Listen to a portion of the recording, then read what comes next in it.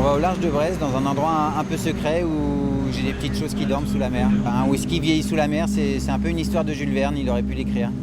S'il est devenu presque banal d'immerger des bouteilles de vin ou de champagne, Benjamin Quens est a priori le seul au monde à faire vieillir du whisky sous la mer.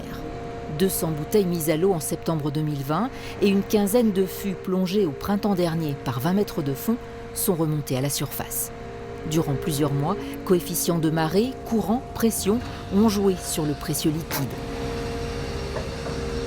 Ça sent le whisky à mon avis, il y a peut-être un fût qui a sauté là. Le whisky, sélectionné auprès de différentes distilleries, a gagné de nouvelles saveurs, mais l'opération est délicate.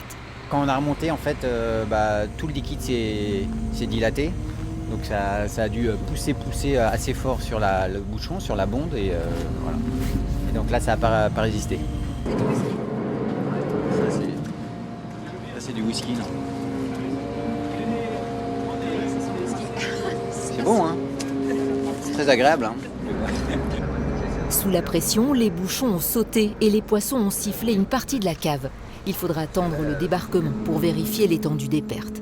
À terre, l'histoire va continuer de s'écrire. À la manière d'un parfumeur, Benjamin, maître assembleur, associera les arômes pour équilibrer le goût.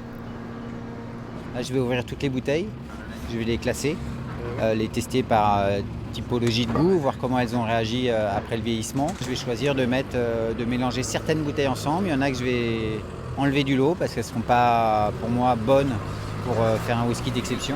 Produit rare et de luxe, le nectar dépasse les 300 € la bouteille. En moins de 4 ans, il a conquis les plus belles tables étoilées et les rayons de cavistes privilégiés. Un whisky des profondeurs qui devra encore vieillir à terre, mais qui gardera de son voyage sous les mers un petit goût salé, véritable exhausteur de goût. Bon, cette bouteille a l'air bonne.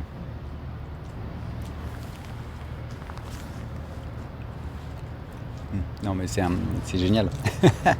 On met le nez dessus, ça sent l'huître, ça sent vraiment l'iode très fort. Et après, on a en bouche un côté très très salin. C'est très surprenant, mais en même temps, c'est vraiment bon.